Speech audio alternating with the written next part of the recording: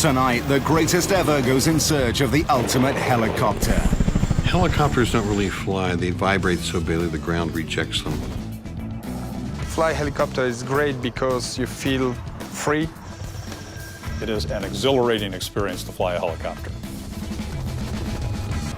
We're going to push these helicopters to the limit, turning the world's fastest upside down.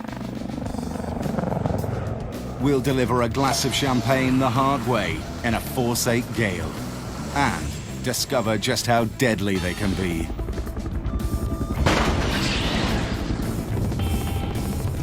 Ten machines, but only one can hold the title Greatest Ever Helicopter.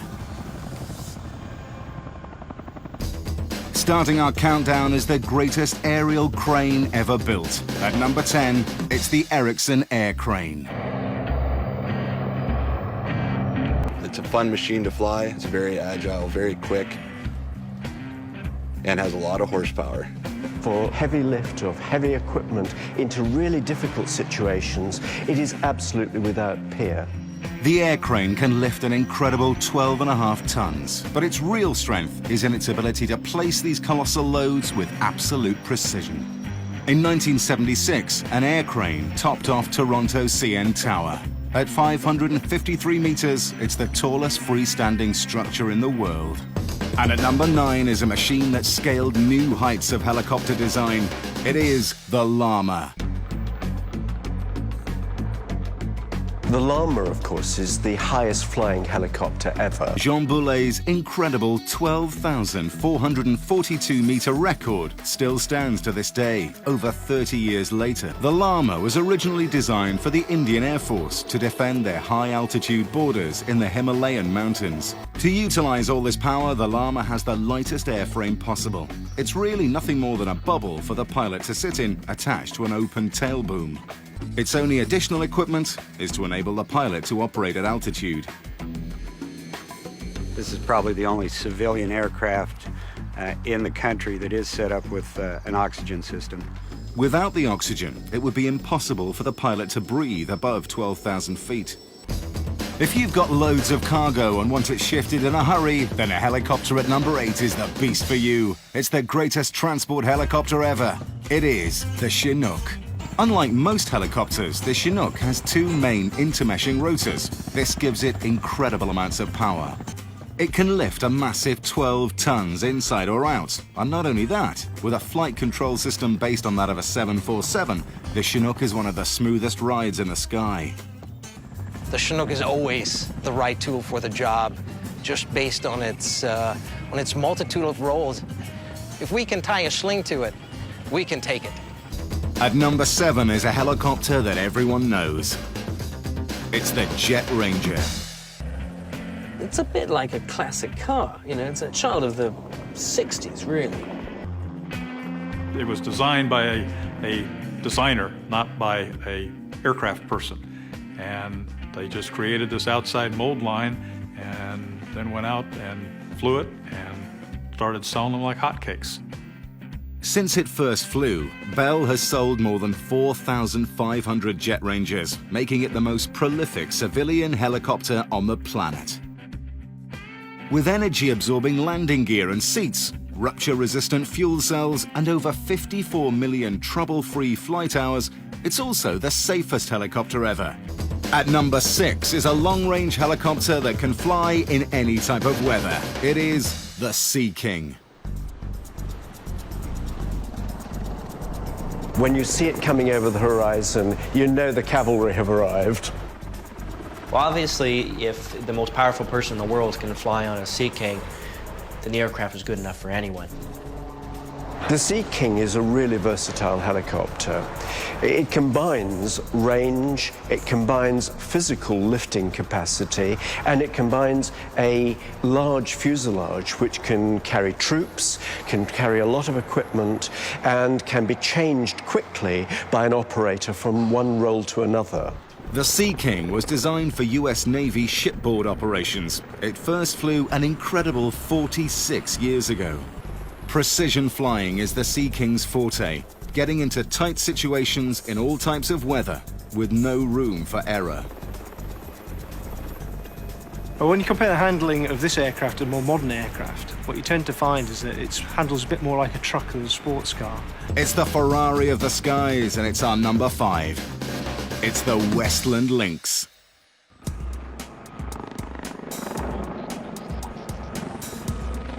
It's the fastest production helicopter ever. It's a marvellous aircraft to fly for many reasons. It's an extremely powerful aircraft. It's very agile, very manoeuvrable, and very responsive. The Lynx was designed during the Cold War to ambush tanks using its optically tracked TOW missiles.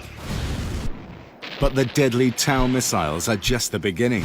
It's the Lynx's incredible maneuverability that has made it such a formidable fighting machine. At an amazing 200 miles an hour, the Lynx has held the world speed record for over 30 years. Number 4 is a true giant of the skies. It's the largest, most powerful helicopter ever made. It's the MiL-26.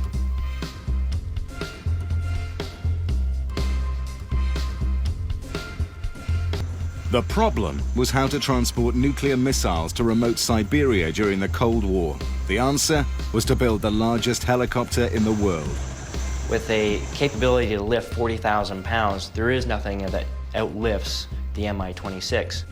It's 40 meters long, 6.5 meters wide, as tall as 2 double-decker buses. The MiL-26 can lift an incredible 20 tons, the equivalent of lifting 2 Chinooks at the same time, either externally or inside its cargo hold. It's the same size as a Hercules and large enough to fit 4 family cars or 100 parachutists, whatever your needs may be. With its huge payload, you need to do something extraordinary to lift it off the ground.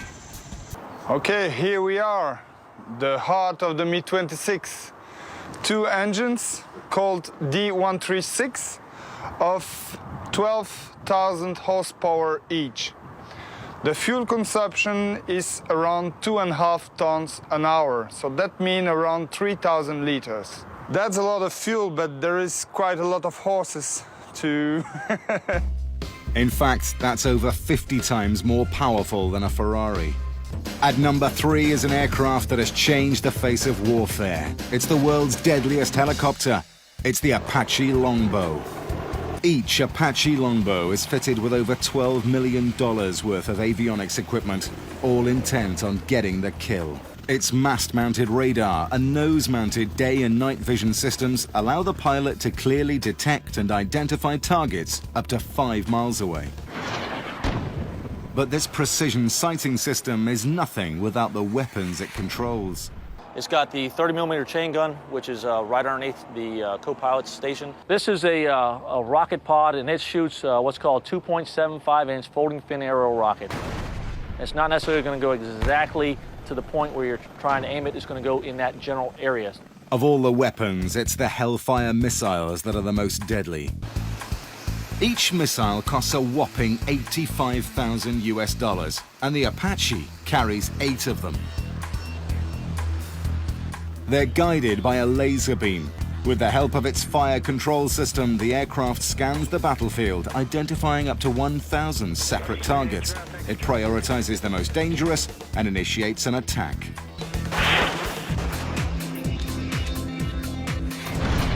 Once fired, the missile accelerates beyond Mach 1. It takes less than 40 seconds to destroy a target 5 miles away. Our second greatest helicopter is the amazing Robinson R-22. The 2-seat R-22 and its big brother, the 4-seat R-44, were the brainchild of one man, Frank Robinson, a bored helicopter designer who in 1973 set out to bring flying to the masses. The revolution was in the simplicity of the design. What Frank Robinson did was strip away everything that was unnecessary. The R-22 is so lightweight that it can run on an inexpensive piston engine. It can fly faster, travel further, and carry more than any other in its class, earning it a unique place amongst helicopters. Flown into battles the world over and immortalized in movies such as Apocalypse Now, it's nearly 50 years old, and it is the icon of helicopters. It's the Bell UH-1. The UH-1 first appeared in Vietnam in 1963. From an initial order of 60 helicopters, the US Army went on to deploy over 7,000. It was built around an open box, and so you can take the doors off and you can put anything that you like inside a Huey. And that made it hugely versatile when it was operating in Vietnam and other battle conditions. The Huey was the first mass-produced helicopter with a turbine engine. This nearly doubled the speed it could fly at and meant it could lift nearly twice as much payload. The Huey's toughness is legendary. UH-1 took a lot of damage and we keep on flying. You could take multiple hits in the rotor system, the fuselage, unless it hit a major structural component, it would just keep flying. The Huey is, of all these helicopters, the greatest of all time. The Huey is a classic, and I think it always will be.